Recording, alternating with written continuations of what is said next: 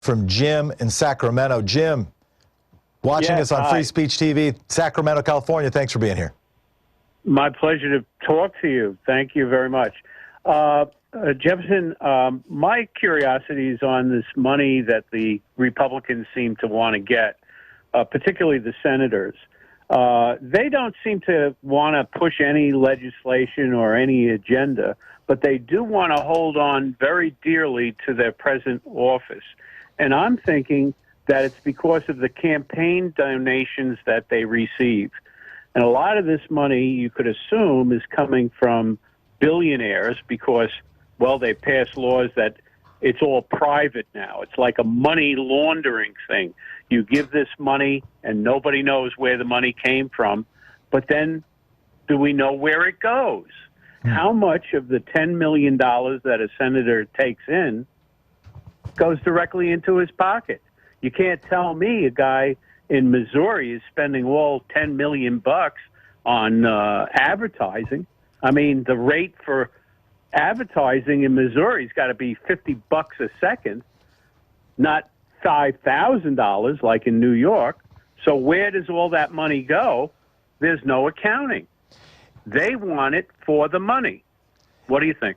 It's interesting, Jim. My own take is that the impact of financial contributions, both directly to candidates, also to political action committees, and also secret money in the form of independent expenditure campaigns, and heck, even buying yourself a radio station or TV network or massive cable news network like what Murdoch did, that these are the tools that are manipulating democracy and making our voting system, our system of common decision-making, to too great a degree just a tool of concentrated power and wealth.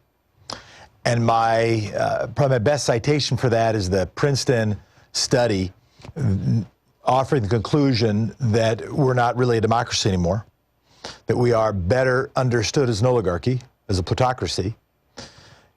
The key data that they use is comparing acts of Congress, decisions made by Congress, congressional votes, and the viewpoint of people in the country, and seeing that there is an only incidental relationship between majority viewpoints on Social Security, on Medicare, on a woman's right to choose, etc., only an incidental relationship between the viewpoints of people in the country and decisions by Congress.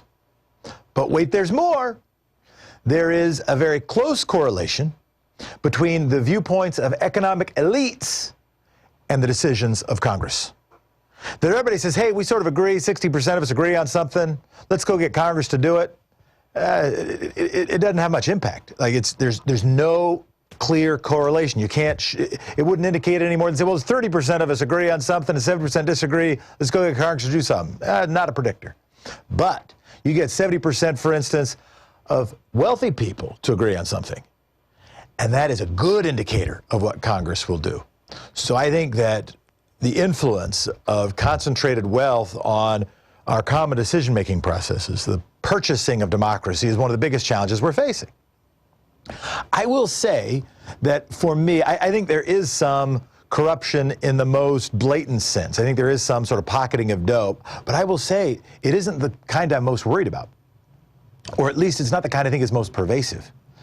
Because if you want to get rich from being in Congress, you don't have to pocket campaign contributions, all right? You can, I mean, your salary is pretty decent, but the percentage of people, this is the thing that AOC came out, even Ted Cruz agreed, the percentage of former members of Congress who go on to be lobbyists is, I should have it on the tip of my tongue, I don't, I'll have to look it up in the break. I'll just write down lobbyists so I remember to do that. But it is a surprise. It was, to me, a very surprisingly large number, and I know some of these people. So you don't have to do it that. And the other, there's so many other ways. Like, look at Mitch McConnell's wife, Mitch McConnell has gotten rich while he has been in the U.S. Senate. His wife has gotten more rich while he's been in the U.S. Senate. But he hasn't had to, like, take a few $1,000s and put it in his pocket. What he's able to do is manipulate contracts, make sure deals happen, make sure he gets in the front of the line for certain things, make sure the network of relationships gets him stuff. It is that soft corruption that is the stuff I'm worried about. It's even the legal corruption that I'm most worried about. I'll give you an example. So there was, I was at a training for legislators about ethics. And they gave a couple of fact patterns that were based on real stuff. So, well, imagine you're a member of Congress and you sit on the board of an organization and you use your position as a member of Congress to get contributions for that organization. And that's unethical, and here's why, et cetera. And they gave a couple other examples of things that were viewed as unethical under the rules. And the stuff you're talking about would absolutely be unethical under the rules. The stuff you're talking about would be illegal under the law. And I'm worried about that stuff. But the stuff I think we should be more worried about, or at least worried about more often, is the stuff that's totally legal. And I raised my hand. And they said, teacher, teacher. So I hear you. You're not supposed to, you're on this board, and you're not supposed to use your position of influence in Congress to help the organization on whose board you sit, who would name something after you. I get that. Let me give you another fact pattern. What happens if you go and you have lunch with somebody and you say, I would like you to give me $2,800. I'd like your spouse to give me $2,800. I'd like you to do it again after the primary election. And by the way, I'd like you to get 10 friends to do likewise. And if you do that, I will make an appearance at your home, and you'll get a chance to meet one another, other influential people. You get a chance to meet me and bend my ear. Here are the things I plan on doing that I think might even be good for you. You don't have to ask. You don't have to bribe me. These are things I think you'd already like me to do. You want me to do that. I already know this. You don't have to ask. I'll tell you what I'll do for you. And if you do that, I'm going to spend it so that I can get a 6-figure job. How about that? And of course, what I described is exactly the act of political fundraising that happens every day.